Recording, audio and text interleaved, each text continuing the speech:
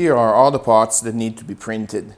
So these are the main assembly parts, while this is the magazine, and these two parts belong to the magazine.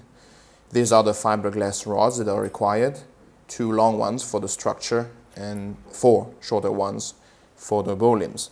These are wood pegs that will be needed for the shafts for the mechanism. And then there are 2 M3 bolts that will be used to hold the bow holders and the bow limbs together.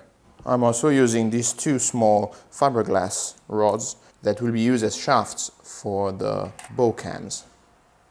Now you could also be using metal shafts or wood shafts as long as they're strong enough. I will assemble the magazine first. So when you print the magazine, make sure that the pins underneath work properly.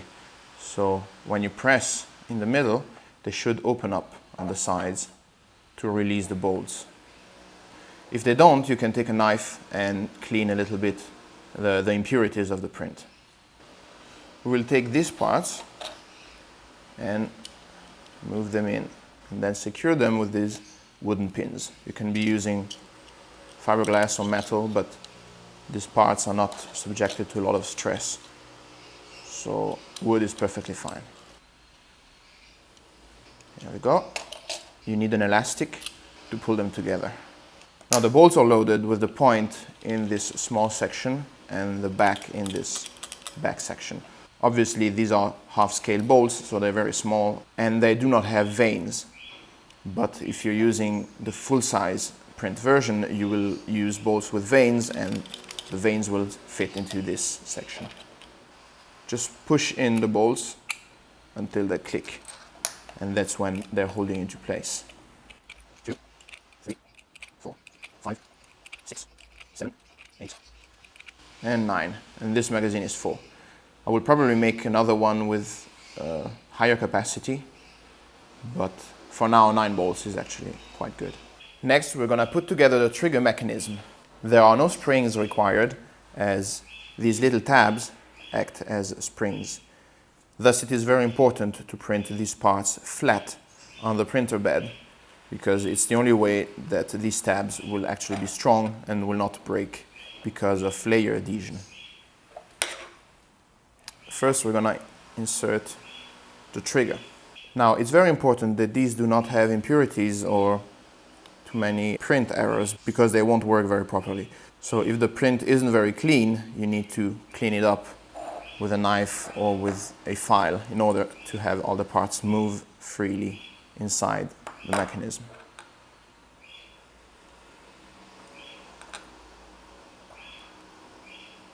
Next, we're going to insert a rotating bolt.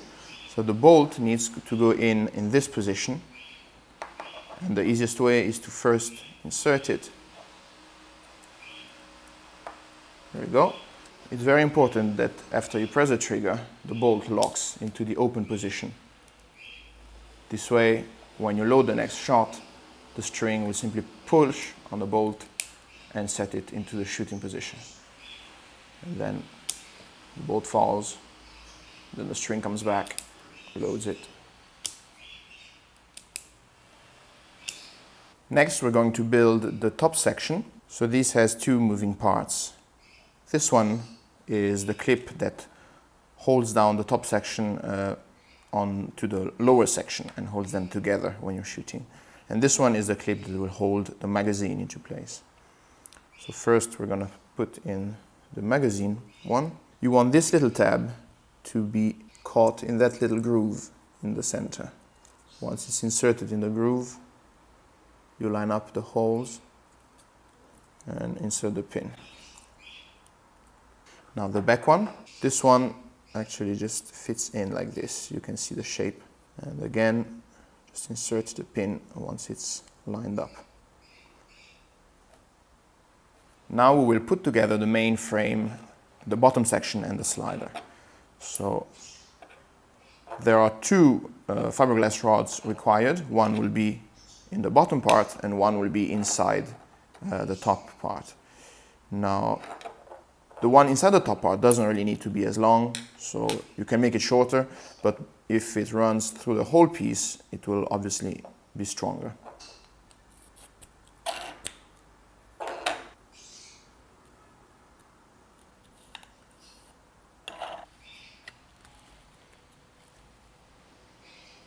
Now, preferably some glue should be inserted into this section and then glued as straight as possible so that the slider can move forward and back here without hitting anything. Now we'll be doing the bow limbs. First, insert the bow limbs into the cam holders. Now you can glue these, but it's not required, especially if they are a tight fit. First one is done.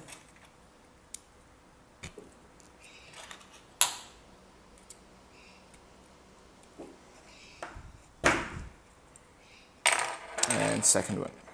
Next, we'll be holding the bow limbs. Insert the front bolt first. You don't want to tighten the bolts immediately because we'll have to insert the bow limbs first. But before we do that, I'm going to attach the top section, since the bow limbs bolt will also hold the top section together. Once the holes are lined up,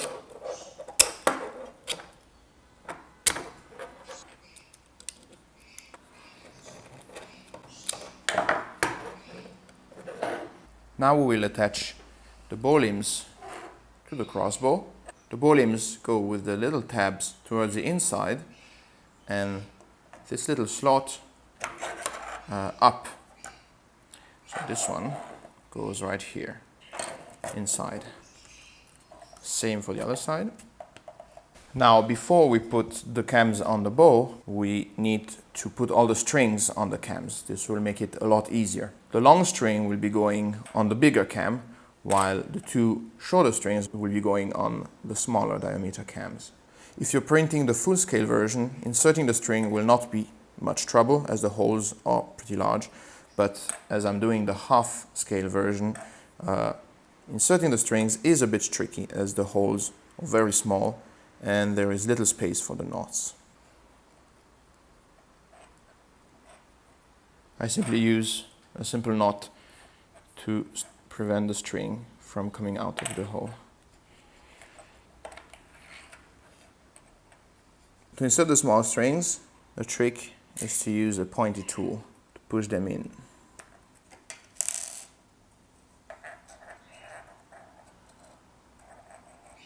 And very important, the knot needs to be pushed into the little groove, otherwise it will prevent the cam from rotating properly.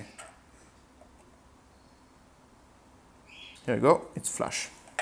Now I'm going to do the same with the other one. Now you don't need to do knots immediately on the smaller strings, as the position of the knots along this string will define the bow's tension and draw weight. Finally, the cams will be mounted on the bow. For this, we need to open up the top. The way the cams are mounted, the big wheel should be rolled this way, while the small wheel is rolled in the opposite direction. Each secondary string goes from the small cam to the slot into the opposing bow limb, and the knot will be there to block the string. Same for this one.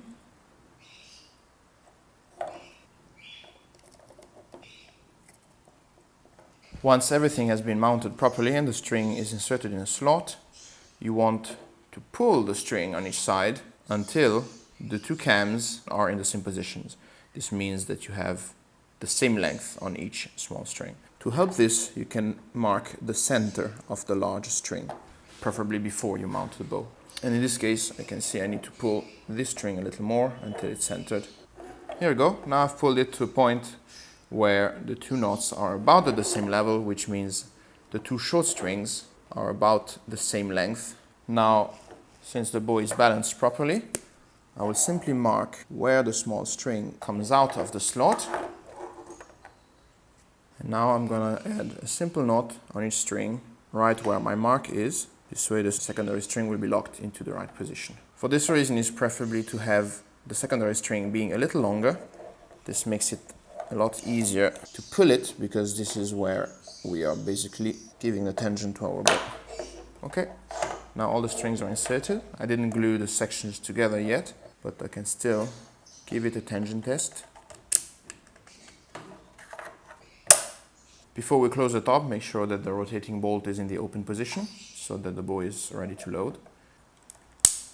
The magazine simply goes in from the front, and as soon as the magazine is inserted, the tabs are pressed, and as you see, the arrow fell into the gap. So now I can load it, and it's ready to shoot. Last but not least, we are going to give it a stock. So for the half-size version, this isn't really necessary, but if you're doing the full scale, it makes shooting a lot more comfortable.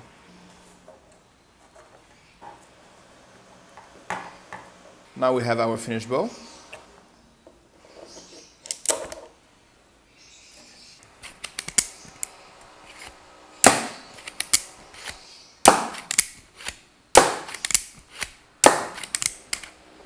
Oops. Again.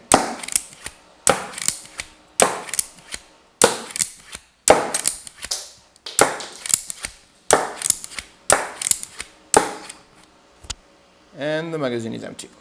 When the magazine is empty, the string will lock in the middle position because of the magazine loader. So, if you want to increase the bow's tension, just pull out the strings a little more, add another knot, and you'll have higher power. Obviously, you can print out as many magazines as you want. This way, you'll have unlimited amount of ammo.